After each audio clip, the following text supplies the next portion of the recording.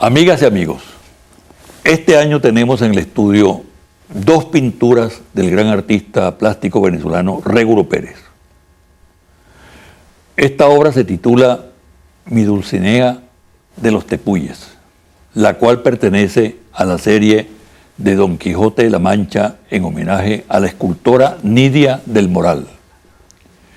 Y este otro cuadro es de la serie El pez que fuma petróleo, sobre la faja petrolífera del Orinoco. Así también tenemos esta escultura del gran escultor Carlos Prada, que es la maqueta de la obra que está colocada en Puente Llaguno, en homenaje a los caídos el 11 de abril. Reinicio este programa en el marco de una situación en la que es importante que todos hablemos, que fijemos posición. La mía la expreso con toda responsabilidad en los siguientes términos. La agresiva reacción de ciertos sectores dentro y fuera del país con motivo del estado de salud del presidente constitucional de la República Bolivariana de Venezuela, Hugo Chávez, no es casual. Coinciden en ella el proverbial odio del antichavismo y los fingidos sentimientos de preocupación por la vida del jefe del Estado. En esa curiosa convergencia, al tiempo que hacen votos por la salud de Chávez, alientan el propósito de que se burle el mandato popular del pasado 7 de octubre, con lo cual juegan a una vez más a la desestabilización. Pero para hablar de este y otros temas, voy a entrevistar al vicepresidente ejecutivo de la República, Nicolás Maduro. Como les dije, el invitado de hoy, Nicolás Maduro, vicepresidente ejecutivo de la República. Nicolás, bienvenido. Aquí siempre a la orden, José Vicente. Mira, vamos a comenzar con lo siguiente, ¿no? Si algo hay que reconocerle al presidente Chávez, es su capacidad para promover gente nueva. Ha logrado oxigenar la política desde el punto de vista de la participación de cuadros nuevos que se han incorporado al ejercicio de la política con vocación, con espíritu de sacrificio. Ese es un dato sumamente importante de esta etapa bolivariana de gobierno. ¿Cómo percibes tú como uno de los, precisamente como uno de los protagonistas de ese cambio tan importante? ¿Cómo lo percibes y a qué lo atribuyes fundamentalmente? Bueno, a la confianza que tiene y siempre ha tenido el presidente Chávez en la posibilidad de construir una patria nueva. Es un concepto que él siempre ha tenido como inspiración, la patria buena, la patria nueva, ¿no? Que no es otra cosa que la materialización del protagonismo de nuevos sectores populares en las grandes decisiones de la política nacional. Y eso siempre fue así, desde que nosotros conocimos al presidente Chávez. Desde la cárcel, él comenzó, recuerdo, a promover la articulación con liderazgos populares que él apenas comenzaba a conocer a través de una carta, a través de un video. Y cuando salió el 26 de marzo del año 94 a la calle, él se fue a recorrer el país a conocer ese movimiento social y a hablarle al pueblo directamente, ¿no? Y a construir una poderosa fuerza de nuevo tipo, ¿no? Que es el bloque histórico, tomado el concepto de Gramsci, el bloque histórico que ha sustituido al viejo bloque histórico hegemonizado por la burguesía. Es un nuevo bloque histórico popular, revolucionario, transformador, y ese bloque ha permitido, bajo la conducción del presidente Chávez, formar liderazgos. Fíjate que tú, eso que dices es interesante porque contrasta esa renovación del liderazgo en el campo del reformismo que no ha cuajado, de la derecha, del neoliberalismo, que contrasta evidentemente con lo que ha ocurrido en la izquierda, lo que ha ocurrido en el movimiento popular y revolucionario, ¿no? Ese elemento, indudablemente, que es muy importante en la política hoy en día. porque marca una diferencia evidente, ¿no? Claro, y el presidente además ha promovido un proceso de formación intelectual, política, histórica, ha ido construyendo valores esenciales para tener un pueblo culto, un pueblo bien informado, un pueblo con capacidad de ejercer su crítica, con pensamiento crítico.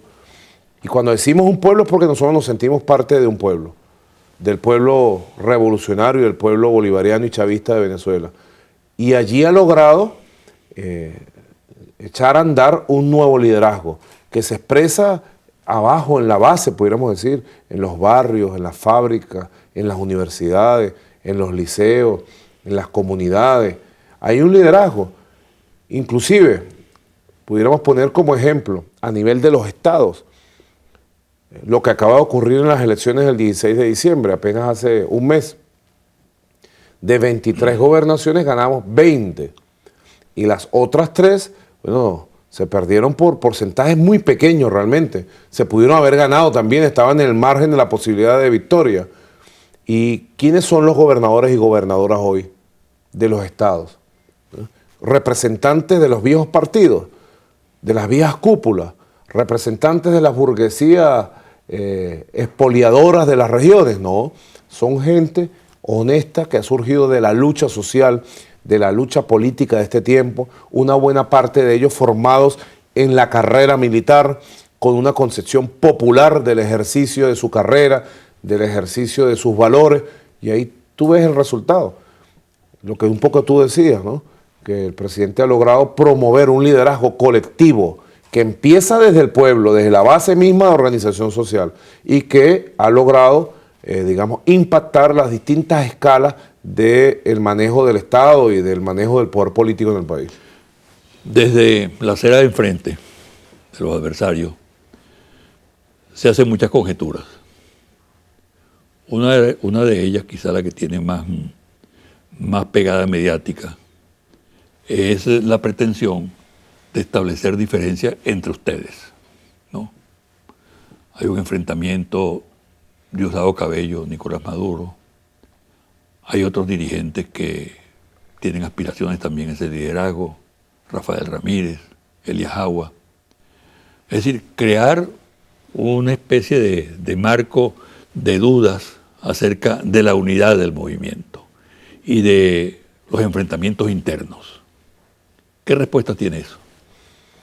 Bueno, hay que ver la realidad política de nuestro país. En primer lugar, nosotros estamos profundamente unidos alrededor de la lealtad más grande al liderazgo y al ejemplo del presidente Chávez. Él nos ha ido formando en un conjunto de valores en términos prácticos, ¿no? De la transparencia en el ejercicio de la política, de la ética. Ninguno de nosotros es ningún ambicioso.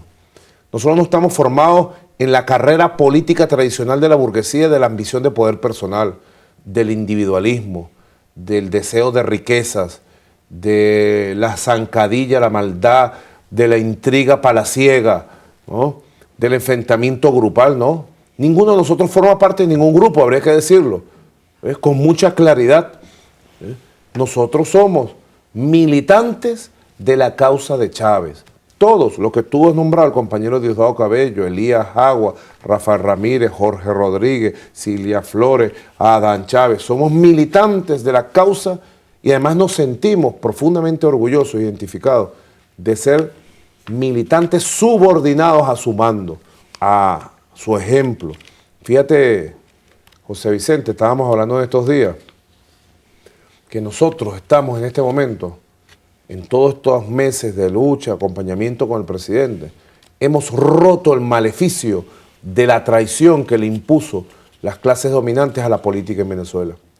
La traición, empezando desde Guaycaipuro, porque a Guaycaipuro lo entregan con una traición de uno de los suyos. La traición de Páez Santander y Juan José Flores al libertador Simón Bolívar. La traición que llevó a la muerte y al asesinato de Ezequiel Zamora por los que lo acompañaban. La traición más célebre de los últimos 100 años de Juan Vicente Gómez, el compadre de Cipriano Castro, en un momento de debilidad y enfermedad. Nosotros hemos roto el maleficio de eso. La traición de la oligarquía terrateniente y la burguesía, que es su forma de ser.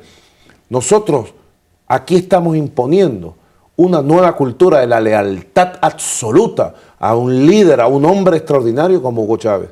Si alguien quiere ver la división, la guerra a cuchillo, el ambicionismo personal y el divisionismo, que lo vea allí donde está, que es en el bloque opositor, en el bloque de la derecha. Allí, empezando por los mariscales de la derrota, Aveledo, Ledesma, son los mariscales de la derrota, los jefes de la derrota, una detrás de otra, del disimulo, de la hipocresía, de la vieja política. Ahí está. Que el que quiera ver, como dice el comandante Hugo Chávez, vea con sus ojos muy finos, los apunte muy bien. Del lado bolivariano verá lealtad, unión, trabajo, sacrificio permanente y sobre todo honestidad. ¿Qué puedes tú agregar a lo que ya ustedes mismos han dicho, tanto Diosdado como tú, acerca de esa tácita pugnacidad entre ambos y la apuesta que hacen sectores de la oposición a que finalmente esa situación concluirá con un choque entre ustedes? ¿Qué puedes agregar novedoso para este programa? Bueno, que nosotros estamos en comunicación permanente. Y si la oposición, la derecha, está pensando que su oportunidad de ponerle la mano al poder político venezolano y volver a saquear a nuestra patria es porque el compañero Diosdado y yo nos vamos a enfrentar, tendrán que esperar 3000 años para que eso suceda. Nosotros estamos más unidos que nunca, protegiéndonos mutuamente, no solamente Diosdado y yo, sino todo el equipo político que acompaña al presidente Chávez, protegiendo al presidente Chávez para que tenga tranquilidad, serenidad en sus tratamientos y pueda ir superando esta situación. Y además, bueno, protegiéndonos los ataques enemigos. Tú sabes que hay muchas informaciones que hay por allí y le estamos haciendo seguimiento de cosas, conspiraciones contra la humanidad, la personalidad de muchos de nosotros. Le estamos haciendo seguimiento y en el momento que tengamos elementos que mostrar, los vamos a mostrar con toda la contundencia. Pero tiene que tener todo nuestro pueblo, toda Venezuela tiene que tener la seguridad absoluta que el equipo político que acompaña al presidente Chávez está monolíticamente unido. Pero no solo está unido desde el punto de vista político e ideológico, que lo estamos, porque tenemos un proyecto, tenemos un líder, tenemos un camino recorrido y un camino por recorrer, sino que estamos espiritualmente cerca como seres humanos, muy cerca, como nunca antes habíamos estado.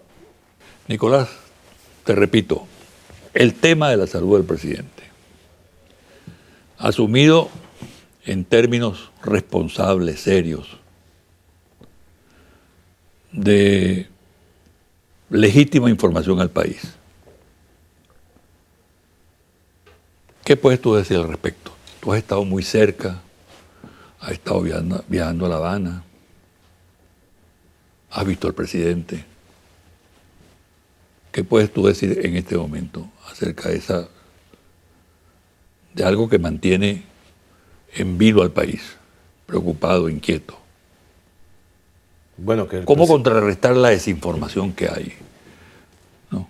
Yo pienso que, José Vicente, hay una muy amplia mayoría de los venezolanos que acompaña de corazón al presidente Chávez y que todos los días comparte una oración y una petición a Dios porque fortalezca el esfuerzo del presidente Chávez en esta dura batalla que está dando.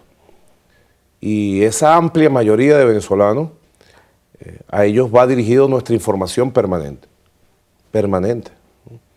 Desde, bueno, el presidente Chávez el 8 de diciembre, cuando informó al país la recurrencia en la lesión y lo grave de la operación que se iba a realizar, como la información que nosotros hemos transmitido desde el 11 de diciembre. La oposición habla de secretismo. Bueno, yo pienso que ellos se quedaron con su formulita esa de famoso secretismo. Nosotros no podemos esperar nada bueno en relación al presidente Chávez y a nuestro país de ningún factor, ningún medio de comunicación de la derecha ni de la oposición. Porque en todo caso, Ellos han tratado de utilizar la enfermedad del presidente Chávez para tratar de generar algún disturbio importante en la vida política del país. Por todas las vías lo han intentado. No lo han logrado. Y no es la primera vez tampoco. ¿Crees que tampoco. ese manejo pérfido, despreciable de ese tema, deshumanizado completamente, no ha hecho mella en algún sector del país? Bueno, estoy seguro que sí. Nosotros manejamos información, encuestas permanentes, encuestas muy serias, ¿no? Porque son las encuestas que nos han dicho públicamente en las coyunturas electorales el 7 de octubre, la victoria gigantesca que esperaba el presidente Chávez. Nos dijeron los resultados del 16 de diciembre, son encuestas comprobadas.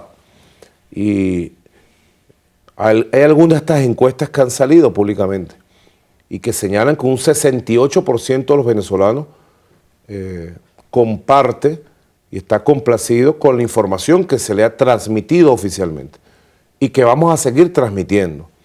Y un altísimo porcentaje de venezolanos rechaza, incluyendo venezolanos que han votado por la oposición, rechazan la conducta de los jefes políticos y de algunos medios de manipular o intentar manipular con la enfermedad del presidente. Yo te podría resumir la situación del presidente. Bueno, el presidente está en batalla, consciente de la situación que ha vivido, de lo difícil del postoperatorio, consciente de lo que está aconteciendo en nuestro país, informado de lo que va sucediendo, disciplinado en su tratamiento, atendiendo a los médicos, a las recomendaciones, acompañado amorosamente por sus hijas, su hijo, sus nietos, sus hermanos, ¿no? Por toda la oración de nuestro pueblo. Y nosotros siempre somos optimistas en el sentido de que más temprano que tarde vamos a tener al presidente aquí con nosotros. Y bueno, mientras tanto le hemos dicho al presidente, a sus familiares, le hemos dicho a nuestro pueblo, aquí está un gobierno, un equipo de trabajo que él ha formado, gobernando, trabajando con el pueblo y echando a andar todas las grandes misiones contenidas en el plan de la patria. Mira, Nicolás, no es por una curiosidad morbosa que yo te voy a hacer la siguiente pregunta. ¿Tú has visto al presidente? Claro, en varias oportunidades. ¿Has conversado con él? Claro, sí, en varias oportunidades, ¿no? Respetando los tratamientos. Claro. Y hemos establecido comunicación. Recientemente, la última oportunidad que estuvimos allá, el 14 de enero, un día antes de la consignación de la memoria y cuenta, ¿no? Le informamos, él me ratificó la orden que llevara y consignara la memoria y cuenta ante la Asamblea Nacional. Le informamos de diversas circunstancias, estuvo muy interesado en el tema del petróleo, la estabilidad de los precios del petróleo, los ingresos de este año para cubrir el presupuesto, dado bueno que este año tenemos el desarrollo al máximo nivel de la Gran Misión Vivienda, de la Gran Misión Saber y Trabajo, de Amor Venezuela, de Hijos e Hijos de Venezuela. Él está con su mente en eso, concentrado en su tratamiento, atendiendo disciplinadamente su tratamiento. Y bueno, cada vez que hemos visitado La Habana, hemos tenido la oportunidad de verlo, ¿no?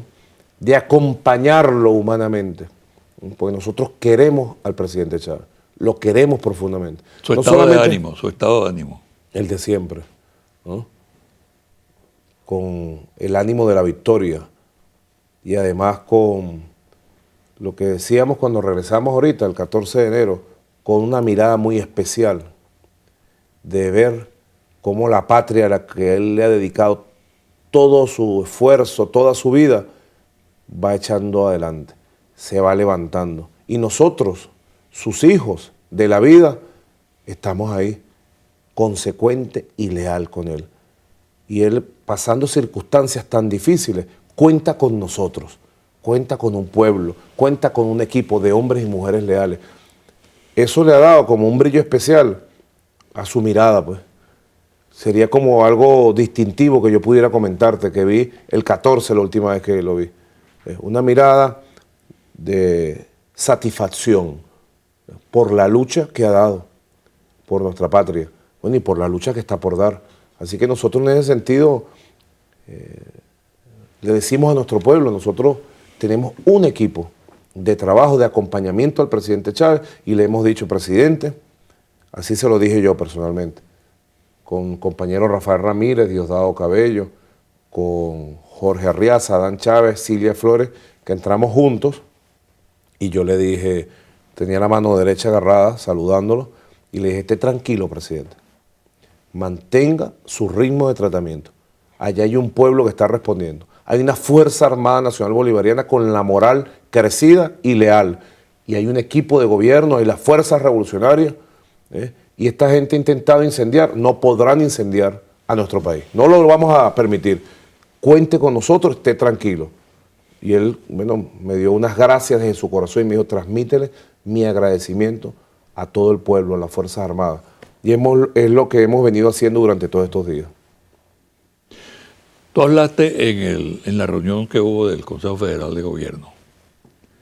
Pronunciaste una frase que fue que él está remontando la cuesta. ¿En qué consiste eso de remontar la cuesta? Remontar la cuesta significa salir del postoperatorio, ¿no? Largo, prolongado, como nosotros se lo anunciamos al país, de acuerdo a la información del equipo médico. Va saliendo del postoperatorio, ¿no? Ya a entrar en una nueva fase de tratamientos, que está en procesos de evaluación, ¿no? Esta primera fase tan compleja y tan difícil, bueno, que nos ha llevado a etapas, digamos, sumamente angustiantes para todos, ¿no? Y en todas las etapas le hemos dicho al pueblo siempre la verdad, ¿no? Él va remontando la cuesta, va estabilizándose en todos sus valores, funcionamiento de sus órganos, en todos sus valores fundamentales, vitales, ¿no? Tiene plena conciencia, ¿no? Y con cada vez mayor fuerza vital para entrar en la segunda etapa, que ya es una etapa que se anunciará a través de los partes oficiales. Para cerrar este tema, una de las características de Hugo Chávez, el ciudadano y el mandatario, el estadista, es el sentido del humor. ¿Lo conserva? Permanentemente. No solamente hay anécdotas, ¿no?, de los médicos, médicas, enfermeras, ¿no?, de las hijas, quienes los visitan asiduamente, pues, diariamente, que él mantiene su buen humor, su sonrisa permanente, ¿no? Y creo que ese es el carácter fundamental de él, un hombre que a través de su sonrisa expresa el optimismo y la confianza en la vida. Hablaste del equipo médico. ¿Qué puedes agregar? No, ¿Qué bueno, puedes decir al respecto? Tiene los mejores médicos y médicas que pueda tener. Gente formada en las mejores universidades del mundo, con el conocimiento actualizado de los tratamientos, y que además, bueno, tiene no solo el componente científico, académico, de excelencia médica, sino tiene un componente fundamental para estos asuntos de la vida y de la salud, el componente amoroso, humano. Los médicos, médicas, enfermeros del presidente Chávez aman al presidente Chávez, lo respetan y lo tratan con, digamos, un cariño especial que efectivamente es la mejor medicina que puede tener un ser humano. La oposición dice que es un secuestrado de los cubanos. Bueno, realmente estos mariscales de la derrota que dicen eso, lo que tendrían es que hablar de su realidad política y no decir frases con una mediocridad y una perversidad que lo que hace es degenerarlos cada vez más. Vamos a hacer una pausa. ¿Está bien? Y al regresar, quiero que hablemos sobre el tema de la estabilidad institucional. Y algo que te iba a preguntar anteriormente.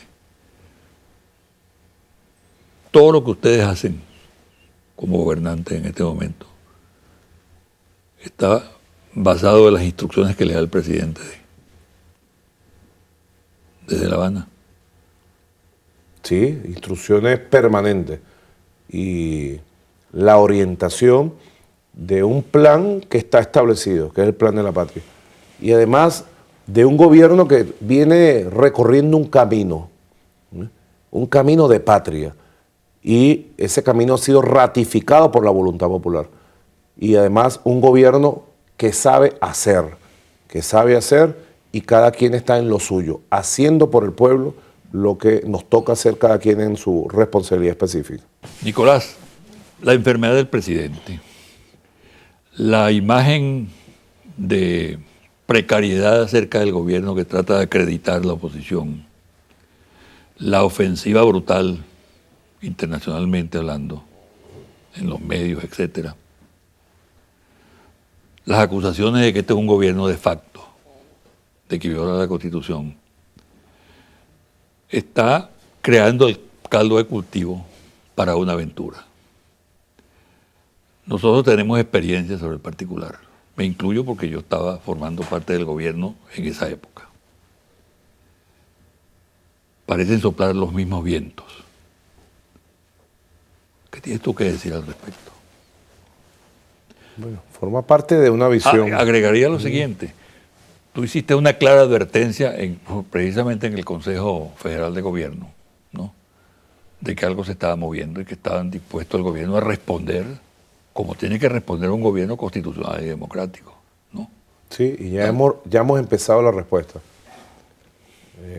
Nosotros el 10 de enero, en la multitudinaria, gigantesca movilización del pueblo para la juramentación en el Palacio de Miraflores del Poder Popular, ahí dijimos que había planes para tratar de incendiar algunas ciudades del país. Inmediatamente sucedió lo de San Cristóbal, rechazado por todo nuestro país. Y se actuó con la fuerza pública, con la Constitución de por medio.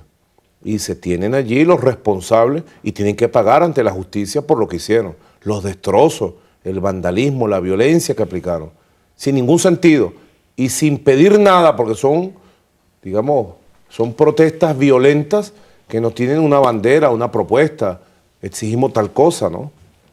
Luego se ha actuado y se ha logrado disipar preventivamente violencias de esas mismas características que había por lo menos en 10 ciudades del país.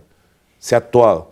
Cuando usted ve su ciudad tranquila, bueno, está actuando el gobierno, la fuerza pública, las fuerzas policiales, la inteligencia, se está actuando para que los planes de estos locos no lleguen, a perturbar la vida de la gente. La gente tiene derecho a la paz y a la tranquilidad. Ahora nosotros estamos haciendo seguimiento a un grupo de firmantes del decreto de Carmona, prácticamente son los mismos firmantes que han sacado unas proclamas llamando a la insurrección contra el orden establecido, contra la Constitución, contra la democracia.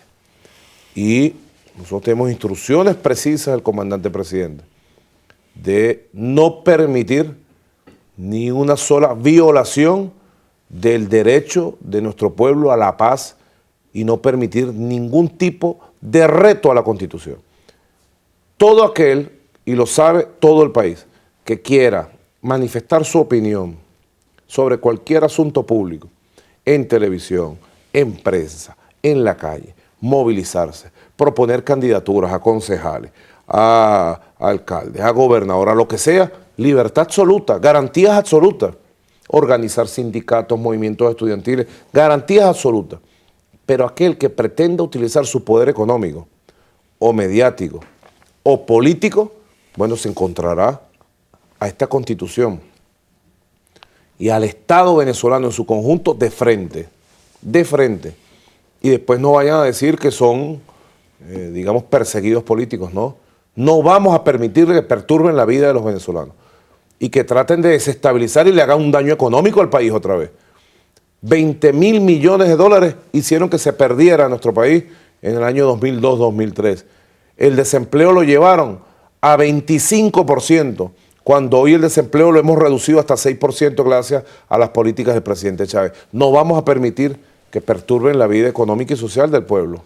Deduzco que tú te estás refiriendo, Nicolás, a una rueda de prensa que hubo el pasado jueves 17 y a un documento que cuenta con el respaldo de esos actores, documento catalogado como, o titulado mejor dicho, como Manifiesto a la Sociedad Democrática Venezolana y a su Fuerza Armada Nacional, con un subtítulo: Hagamos cumplir la Constitución e impidamos la dominación cubana.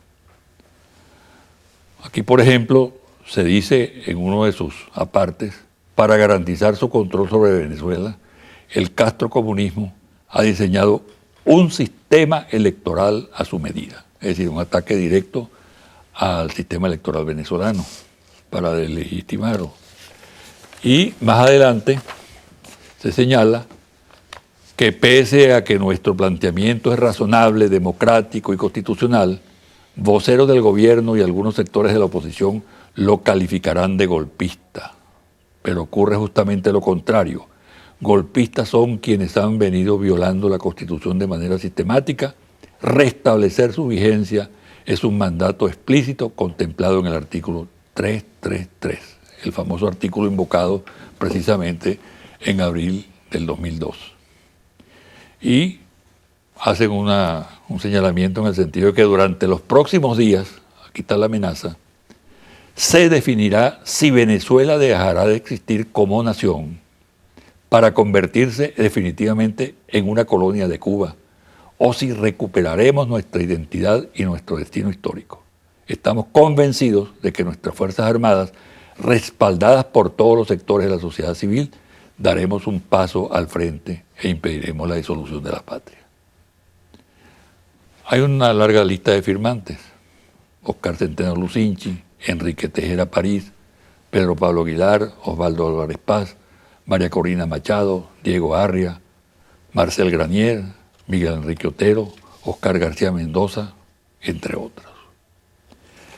¿Cómo calificarías tú esto, este documento, este llamado? Si lo tratas de calificar por los firmantes, son los mismos firmantes del decreto de Carmona. Exactamente lo mismo. Si lo calificas por el contenido, es el mismo lenguaje de abril de 2002. Si lo calificas por la fuerza que ellos pudieran tener, bueno, sencillamente pudiéramos nosotros tender a subestimarlos, porque realmente ninguna de estas personas mueve ninguna fuerza política y menos fuerza militar a este país. Pero nosotros no lo subestimamos. Nosotros solamente le hacemos un llamado en primer lugar al pueblo venezolano, a mantenernos como siempre, serenos pero alertas. El 23 de enero vamos a la calle, a una gran movilización de defensa de la Constitución, de ratificación de la lealtad al presidente Chávez, de defensa de la revolución, pero además también le hacemos un llamado a la dirigencia opositora que se dice estar en el camino democrático, a su excandidato presidencial, a los dirigentes de la MUD. ¿Ustedes van por este camino? ¿Van a desconocer la Constitución nuevamente? Este es el camino de ustedes. Es la oportunidad de condenar a los que llaman a la violencia, a los que llaman al desconocimiento del gobierno y asumir en estas coyunturas si están con la Constitución y la democracia o siguen en el camino del aventurerismo golpista. Eso es un llamado que se lo hacemos directamente a estos grupos. Nosotros no estamos inventando, José Vicente, ni golpistas ni golpes. Los golpistas están aquí, en este comunicado. Habrá que ver si tienen capacidad para un golpe. Lo que nosotros sí podemos decir es que tenemos capacidad para garantizar la estabilidad de este país, la democracia, la paz, por encima de cualquier amenaza. Nosotros podemos decirlo hoy con absoluta seguridad. Otra lectura, Nicolás, que se me ocurre en este momento, es que se trata de un deslinde en ese sector de la oposición, ¿no? Y que aparentemente viene a ser la primera división de la MUD. Es decir, se retiran prácticamente sectores radicalizados de ultraderecha, golpistas, definitivamente golpistas, de aquellos que, como tú mismo lo decías, quieren transitar la vía cívica y acogerse a los resultados electorales. ¿Esa lectura es válida? Sí, hay varios toletes. Nosotros en la Asamblea Nacional recientemente vimos 4. Un tolete que dijo que no iba a la Asamblea, porque no reconoció al gobierno. Otro tolete que salió corriendo sin que nosotros diéramos la primera palabra. Otro tolete que pretendió crear un enfrentamiento físico y pantallara en un enfrentamiento físico ahí. Y otro que se sentó responsablemente allí a ver qué pasaba y escuchar las palabras nuestras. Bueno, nosotros le hacemos un llamado a los dirigentes que quieran construir verdaderamente una oposición democrática, bueno, que reaccionen a tiempo, porque a veces se hacen los locos para ver qué pasa, para ver si las cosas dan resultados y se desestabiliza el país y después ellos salir como los salvadores. No, a tiempo es que hay que actuar y nosotros le ratificamos a nuestro pueblo. El camino de nuestra patria está aquí, la Constitución, en el trabajo. Fíjate que sobre eso que tú dices, perdona la interrupción, los sucesos de abril del 2002 los determinaron fundamentalmente los radicales, los exaltados, los que cultivaban el mito de la Plaza Altamira, etcétera, etcétera, que empujaron a los sectores democráticos o que no querían la confrontación violenta a esa posición, los llevaron. Parece plantearse una situación similar. Ahora, ¿será capaz el sector democrático de la oposición, que existe indudablemente, ¿no?, de resistir esa presión hoy en día? Ellos siempre se han dejado imponer el discurso de ultraderecha, porque ellos dicen que el electorado más firme de ellos es el electorado llamado de clase media alta, que, bueno, por un conjunto de factores, odia a la revolución bolivariana, odia al presidente Chávez, odia al pueblo. Y ellos, en los momentos en que se sienten muy solos y divididos, siempre apelan a un discurso irresponsable. Fíjate, el discurso anticubano, digamos, de un anticomunismo que parece de hace 60 años. Anacrónico, ¿no? Y que justificó todas las matanzas en este mundo. Pinochet y Franco surgieron de ese anticomunismo. Hitler surgió de discursos parecidos de desprecio al ser humano. Por eso nosotros le decimos también a los venezolanos, no nos enganchemos con la locura de esta ultraderecha. Vamos a engancharnos con la Constitución, con el trabajo. Aquí lo que se impone es el trabajo, todos los días de la vida. Nosotros venimos toda esta semana que pasó de entregar viviendas dentro de la Gran Misión Vivienda, de entregar créditos dentro de la Gran Misión Saber y Trabajo, de echar a andar los planes de barrio adentro, trabajar por la prosperidad a la clase obrera venezolana, trabajo y más trabajo, responsabilidad y lealtad con el comandante Hugo Chávez, a los empresarios, a todos los empresarios. También le decimos, el año 2013 va a ser un año extraordinario. Se prevé por lo menos un crecimiento del 6% y un crecimiento en condiciones de revolución, o sea que es crecimiento para todos. Así que yo estoy seguro que el 99% de los empresarios de este país, salvo excepciones, una de las cuales firma aquí, salvo excepciones, están listos para trabajar y confían en su gobierno, en el gobierno del presidente Chávez, que es el que garantiza la prosperidad y el progreso a ellos y a todos los venezolanos. Para concluir y abundar un poco lo que tú estás diciendo en este momento, si bien existe estabilidad política e institucional en el país, no hay la menor duda de ello, existe sin embargo preocupación por la situación económica, ¿no? Sobre todo porque están pendientes algunas medidas y se han hecho algunos anuncios que han creado cierta confusión o esperanzas, como tú quieras calificarlo. Se preparan algunas medidas próximamente en materia económica. Todos los días. Todos los días. No me desarme con esa respuesta. Bueno, aquí hay un equipo de gobierno. Dame sustancia. De gran experiencia, ¿no?, que está trabajando permanentemente todo lo que nos lleve este año a vigilar de cerca la inflación, el crecimiento económico, el abastecimiento de productos. Recientemente hubo una ola especulativa y de acaparamiento y hemos actuado con mucha rapidez y ha logrado remontarse la situación de desabastecimiento que había de algunos productos. Estamos todos los días encima de la situación. Enero, lo que falta de enero, febrero, marzo, serán anuncios permanentes para garantizar los elementos fundamentales. Que el país crezca económicamente y prospere, se diversifique su economía, crezca la inversión, que controlemos la inflación, que logremos distribuir la riqueza en nuestra patria y que logremos un nivel de armonía, de equilibrio entre los distintos factores de la economía. En eso estamos nosotros 24 horas del día. Bueno, muchas gracias, pues. Bueno, gracias. Y mucha suerte. Gracias, José Vicente. Muchas gracias, Nicolás. Y al regresar, los confidenciales. Y ahora los confidenciales. En el seno de la Iglesia Católica se está dando una confrontación que tiene diversas manifestaciones. Durante las campañas electorales, tanto la del 7 de octubre como la del 16 de diciembre, la jerarquía adoptó una actitud ponderada que motivó críticas en sectores sociales y políticos alineados con la oposición. Blanco de esa crítica fueron figuras destacadas como Monseñor Padrón, obispo de Cumaná, Monseñor Moronta, obispo de San Cristóbal, y numerosos sacerdotes a lo largo y ancho del país. En contra estuvieron obispos y sacerdotes que en la jerarquía representan las posiciones tradicionalistas, encabezados por el cardenal Urosa Sabino. Un factor clave que permitió que la jerarquía mantuviera durante esos procesos electorales una posición equilibrada fue la prédica sistemática del nuncio apostólico.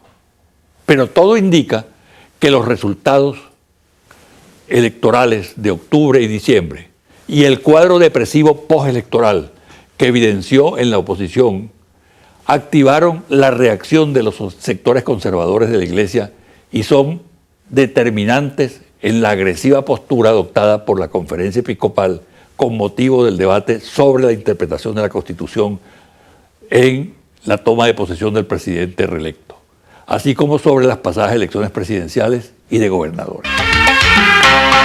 ¿Significa esto que el proceso de diálogo entre la jerarquía de la Iglesia Católica, el gobierno y el PSUV, iniciado con buen pie, se frustró definitivamente? La posición adoptada por la jerarquía en la reciente reunión de la Conferencia Episcopal parece indicarlo, ya que los pronunciamientos hechos por el organismo se interpretan como expresión de una política de endurecimiento de la relación entre ambos factores y la disposición a transitar caminos diferentes al diálogo. Está en puertas una nueva confrontación. Sin embargo, pese al clima enrarecido, se evalúa que la respuesta de líderes del chavismo como Maduro, Cabello, Jagua, elude el enfrentamiento directo y remite la crítica de la Conferencia Episcopal a las acciones de la oposición de desconocimiento permanente de la Constitución. No es buen ejemplo para la región latinoamericana la actitud asumida por el gobierno de Colombia de desconocimiento de la sentencia de la Corte de Justicia Internacional de La Haya sobre el diferendo con Nicaragua en el caso del archipiélago que conforman las islas de San Andrés, Providencia, Santa Catalina y Cayos aledaños. La jurisdicción de la Corte está consagrada en el Pacto de Bogotá, suscrito en 1947. Colombia aceptó que el diferendo con Nicaragua fuera conocido por el organismo, pero ahora cuando se produce la decisión que atribuye a Colombia la soberanía sobre el archipiélago y le reconoce a Nicaragua soberanía marítima, Colombia la rechaza y anuncia su retiro del Pacto de Bogotá. Sin duda, una posición contraria al debido respeto del derecho internacional. En la dirección política del PSUV hay la determinación de mantener un severo seguimiento de la gestión de los gobernadores de Estado, alcaldes, legisladores regionales y concejales. Igualmente se ha planteado la necesidad de la rendición de cuentas de los gobernadores salientes, tanto del sector oficial como de la oposición.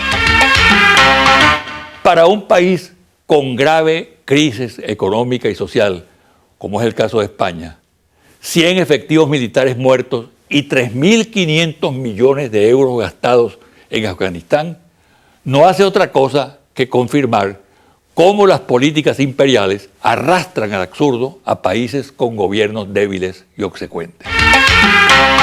Lamento, al igual que todos los venezolanos, la muerte de Joselo, así a secas, como era conocido popularmente. Gran artista y gran ciudadano.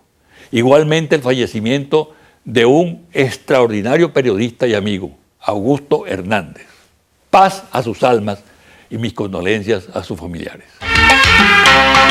La campaña mediática en contra de la presidenta argentina Cristina Kirchner es feroz, similar a la que se realiza contra Chávez, contra el presidente boliviano Evo Morales, el ecuatoriano Correa, el nicaragüense Daniel Ortega. En Argentina, la arremetida la encabezan el monopolio del grupo del diario Clarín, La Razón, La Nación, televisoras y radios. Sin embargo, al igual de lo que sucede en Venezuela, la actitud de poderosos medios contra gobernantes progresistas tiene un efecto muy relativo, incluso limitado. Lo confirma la reciente encuesta del Centro de Estudios de Opinión Pública que conduce el sociólogo Roberto Bachmann, que en su último trabajo le da a Cristina Kirchner 46,3% de apoyo popular, a Macri, precandidato de la derecha, 17%, y a Wigner, socialista, 16,3%, mientras el resto no pasa de un dígito. Confidencial al cierre. Las advertencias del gobierno nacional a la oposición, resumidas por el vicepresidente Nicolás Maduro durante la reunión del Consejo Federal de Gobierno del pasado martes 15 de los Corrientes, se basan no solo en los hechos violentos ocurridos en el estado Táchira, protagonizados por grupos claramente identificados, sino por reiterados informes de inteligencia alertando sobre la existencia de actividades subversivas. Además, está lo que vienen sosteniendo parlamentarios, dirigentes de partidos opositores, columnistas y analistas que califican como de facto al gobierno, que ha habido un golpe de Estado contra la Constitución y un trabajo que un equipo de oficiales retirados y personas con contactos militares realiza actualmente en la institución. En esos sectores se considera que la ausencia de Chávez y las supuestas luchas intestinas en el PSUV crean condiciones para impulsar una acción desestabilizadora que contaría con el visto bueno de factores internacionales. La alerta del gobierno no es caprichosa ni tiene fines represivos. Quienes practican la oposición en forma democrática y cívicamente no tienen nada que temer. Solo deben poner las barbas en remojo aquellos que ejercen la violencia y se empeñan en atentar contra la Constitución y el Estado de Derecho, como ya lo han hecho en otras oportunidades.